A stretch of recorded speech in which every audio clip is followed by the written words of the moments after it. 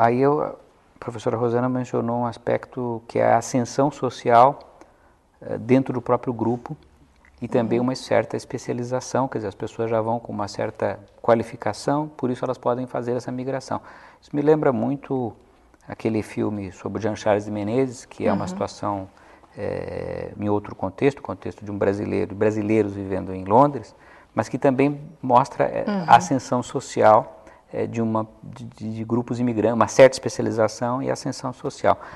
Agora, uma pergunta que acho que até tendo em vista o contexto internacional e tensões que em outros países têm ocorrido com a presença de estrangeiros, às vezes com desordens públicas, ou mesmo quando não há desordens públicas, há no discurso político muita gente de direita mais fascista, né? Isso no Brasil, como é que a senhora veria isso no contexto brasileiro, por oposição ou em contraste ao que ocorre, por exemplo, na Europa, com países com partidos de direita, tudo isso? Como é que a senhora nos informaria? O projeto que eu tenho coordenado, que é um projeto da FAPESP, que se chama Observatório das Migrações em São Paulo, nós conseguimos uma bolsa para uma aluna que trabalha justamente da psicologia social, que ela fez em Londres e trabalha com análise de discurso, e o foco dela é a negação da xenofobia. Então, as últimas pesquisas que nós fizemos agora, que já estamos com os textos publicados, diz respeito justamente a isso. Quer dizer, embora nós tenhamos o mito do Brasil como um país bastante receptivo, nos discursos, nas análises que nós temos visto, existe uma negação da xenofobia presente no cotidiano, né?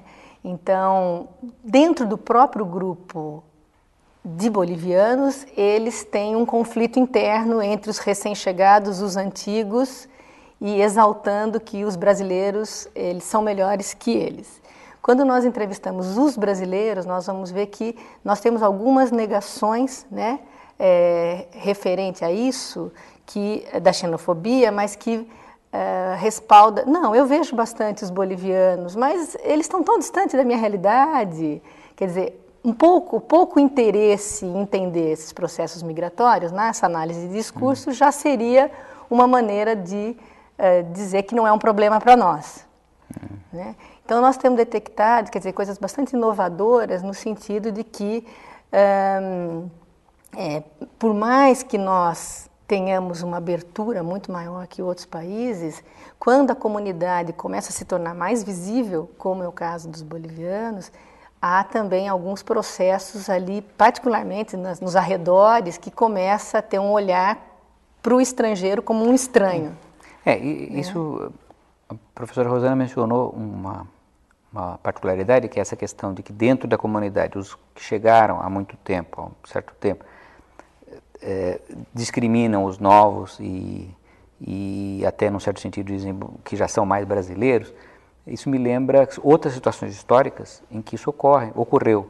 Um caso famoso é o caso durante o regime nazista, fascista, quando os judeus, eles eram deslocados para a Polônia ou para a França, e esses judeus que não eram do local encontravam a população judia do local e eles eram discriminados aí porque, não, nós somos aqui, nós somos franceses, vocês não são.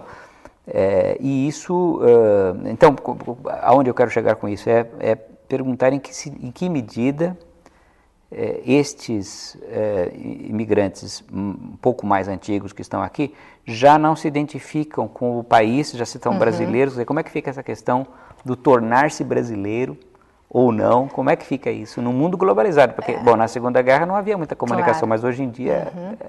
Então, acho que isso que o professor perguntou cai bem num outro estudo que também faz parte do observatório, que é a segunda geração.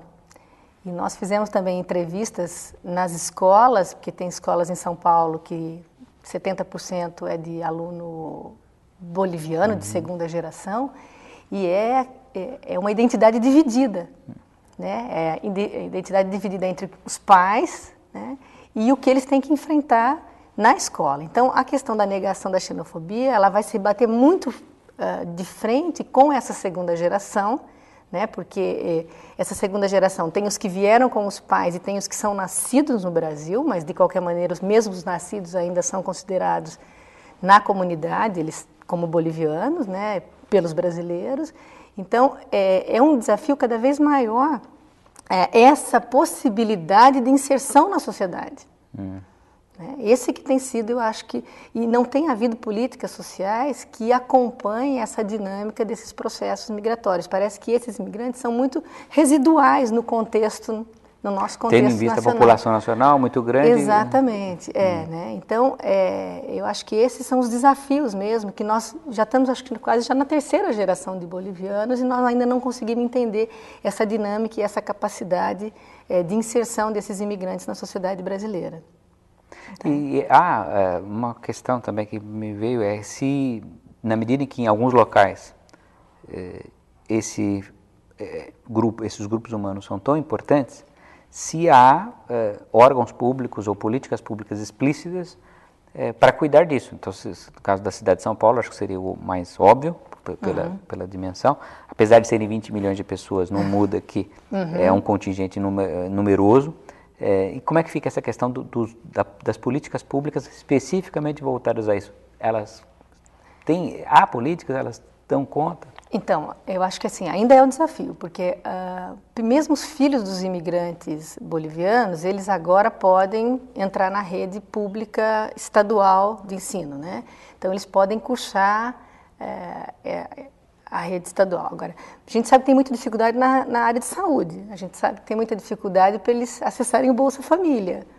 Então, ainda justamente por ser uma questão muito delicada e que vai de encontro com a questão dos não documentados, é que as políticas sociais, elas ainda não conseguiram abarcar esse problema da maneira mais correta. Então, os imigrantes, eles são muito tratados ainda pela questão da igreja, né? A igreja ajuda muito. E um outro grupo que eu acho que poderia tocar aqui, que também vem crescendo no Brasil, e São Paulo é uma porta de entrada, são os imigrantes refugiados. Né? Esses por questões políticas, particularmente, né? Colômbia, África, e que também são contingentes em que eles solicitam, né, o pedido de refúgio, e nós fizemos uma pesquisa também e conseguimos visualizar que as políticas também não conseguem, porque ela pensa no imigrante refugiado como condição jurídica. Né? E nós fizemos a pesquisa e olhamos que numa família de refugiados você tem vários solicitantes de refúgio, brasileiros, esposas brasileiras, então a unidade é a unidade familiar, sendo que a política é voltada só para o indivíduo que juridicamente tem a categoria de refugiado. Então, eu acho que a diversidade dessas situações são situações que nós já vivemos historicamente, só que hoje num outro contexto, num outro tempo, né? E que os desafios são cada vez maiores. Eu visualizo isso no sentido justamente que nós estamos numa metrópole que sempre se pautou pela formação da imigração, que é estrangeira ou nacional, né? Mas que pouco tem um olhar para esses imigrantes coreanos, latino-americanos, em nichos espaciais muito fisicamente localizados.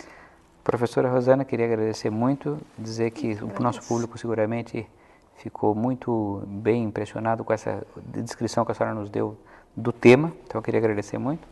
Eu que agradeço, professor Pedro Paulo, e acho que é um tema que, se os outros alunos ainda tiverem interesse, os fluxos migratórios de brasileiros no exterior também